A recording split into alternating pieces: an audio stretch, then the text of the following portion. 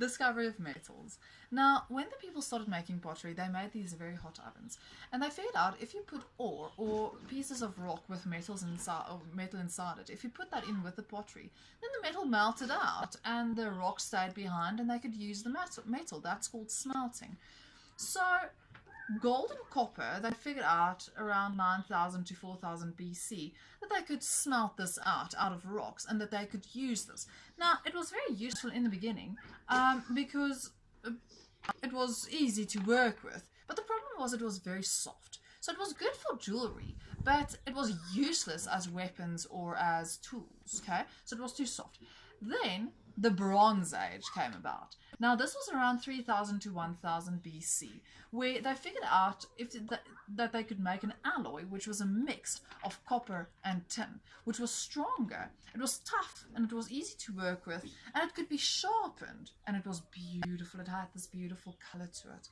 Now, they could make jewels, tools, and weapons out of this, and they could also cast it into molds. Okay, a mold is something that you hollow out, and then you have two pieces, you put it together, and then you throw the metal in from the top, and then when the metal hardens, you pull the mold apart, and you have something inside it, like you can make beakers and many other things like this. Okay, now the Bronze Age started around 3000 BC.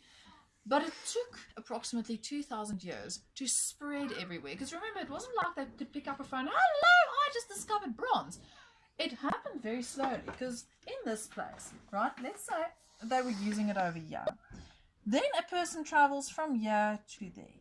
Then he travels from there, and then his friend travels there, and then the friends travel down here, and then they travel there, and some of them travel up. It took 2000 years for the use of bronze to spread out. Okay, it took a while because the people had to tell the people as they got to the places, listen, we invented this thing. Now, it wasn't like, bam, bronze everywhere. Some places didn't even get a Bronze Age, right? Some of those places are Australia. Then we got South America that never got the Bronze Age, and even parts of Africa never got bronze. They never had bronze. Okay, over here in Africa, they never had bronze. Some people. Now, in this Bronze Age, we had the European lake villages, places in Europe that were built in the boggy or the marshy areas, okay, the wet areas. They had lots of animals, but they didn't have proper ground to build on. So they built these funny little houses on stilts that they would push the stilts into the water and build their houses on top of it. And in 20 years, these stilts rotted off, and then they would put new stilts, or they would just move the whole place somewhere else. And they've seen evidence of bronze weapons and bronze jewelry and things, especially in the chiefs' houses. Now, the chiefs had these great big houses in the middle of the settlement, so they already had like a social structure inside this. This is also the time where the megaliths were built.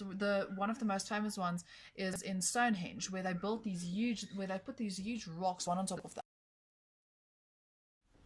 This shows us that they could work in a synchronized way. It also showed us that they had a ruler that told them what to do. And it shows us that they had some sort of religion. Because remember, Stonehenge, they believed, was in alignment with the stars to be able to do sacrifices and so on and so on. So they believed in something higher or greater than themselves. Then the Iron Age came about. Now, iron was discovered around 1300 BC. Okay. Now, it was easy to find, and it was easy to smelt. It would also sharpen easily, and they figured out that you can strengthen it even more if you hammered on it. So if you made a sword out of iron and you hammered on it, it strengthened it even more. And at first, only the rich people had it, but then they figured out, oh my word, it's actually so easy to get a hold of. So then everybody got iron, and that completely changed